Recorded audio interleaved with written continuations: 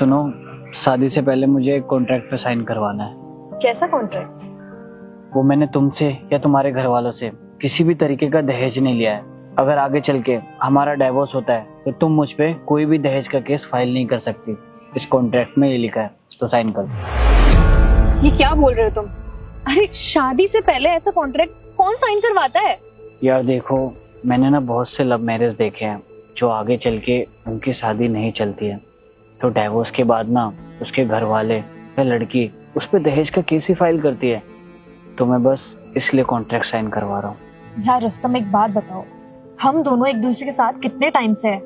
अरे हम दोनों एक दूसरे से बहुत प्यार करते हैं, तो जहाँ तक मुझे लगता है कि हम दोनों के बीच किसी भी तरीके की लड़ाई हो ही नहीं सकती। फिर तो तुम्हें इस कॉन्ट्रैक्ट पे साइन करने में कोई दिक्कत नहीं होनी चाहिए। देखो, बहुत ज्यादा बोल रहे हो तुम। मैं ऐसे किसी भी कॉन्ट्रैक्ट में साइन नहीं करने वाली। अच्छा एक बात बताओ, अगर हस्बैंड वाइफ का नॉर्मली डाइवोर्स होता है तो बीवी को एलिमनी मिलती है ना? हाँ। तो मेरे दूसरे कॉन्ट्रैक्ट में ये लिखा है, शादी के बाद मैं तुम्हारे घर पे घर जवाई बन के रहूंगा, जैसे एक बीवी पति के घर पे रहती है नॉर्मली। तो इस केस में अगर हमारा आगे चल के कोई डाइवोर्स होता है तो मुझे तुम्हारे पापा से 50% एलिमनी चाहिए। रुस्तम, तुम्हारा दिमाग ठिकाने पे है कि नहीं है? तुम शादी कर रहे हो या फिर कोई बिजनेस? अच्छा एक बात बताओ, कोई भी चलते हुए बिजनेस में अगर नया पार्टनर एंटर होता है तो लगी हुई कैपिटल में से वो अपना हिस्सा खरीदता है ना? हाँ। वैसे ही मैं तुम्हें तीसरा ऑप्शन देता हूँ। इसमें ये लिखा है कि मेरे और मेरे पापा की एग्जिस्टिंग प्रॉपर्टी में से 50% शेयर आज के रेट के अनुसार खरीद लो। मान लो कल को अगर हमारी लड़ाई होती है और डाइवोर्स होता है तो अपने 50% शेयर बेच के चली जाना। यार देखो, मेरे दिमाग में कुछ भी नहीं घुस रहा है। तुम क्या बकवास किए जा रहे हो? सच बताओ ना, तो मुझे ऐसा लग रहा है कि तुम्हारे लिए शादी मजाक है। मैं मजाक नहीं कर रहा हूँ यार, मेरे पापा ने खर्चा करके मुझे पढ़ाया लिखाया, इस काबिल बनाया, और मैंने उनकी प्रॉपर्टी में नौकरी करके उसमें कुछ एड ऑन भी किया। और शादी के बाद मेरी कुछ गलती की वजह से उनकी सारी प्रॉपर्टी कोई लड़की ले जाए तो कैसा लगेगा? यार देखो, ये हमारा हक है, यही तो कानून है।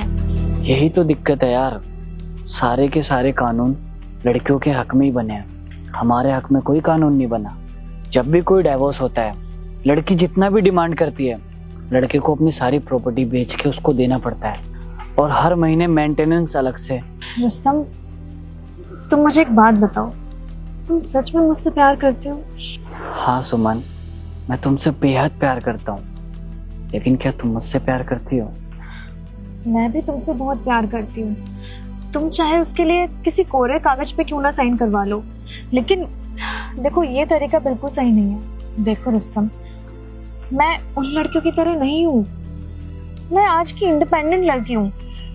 चलो मान लो आगे कोई दिक्कत होती है तो मैं चुपचाप तुम्हें छोड़ दूंगी, तुमसे एक पैसा भी नहीं मांगूंगी।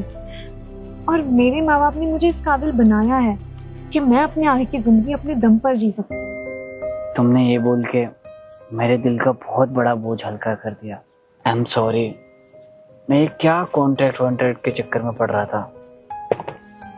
प्लीज मुझे माफ कर दो। तुमने अच्छा किया जो तुमने मुझसे शादी से पहले बात कर ली, नहीं तो लड़का लड़की शादी से पहले एक दूसरे से बात करते ही नहीं है। और मैं बहुत खुशकिस्मत हूँ कि मुझे तुम जैसी लड़की मिली।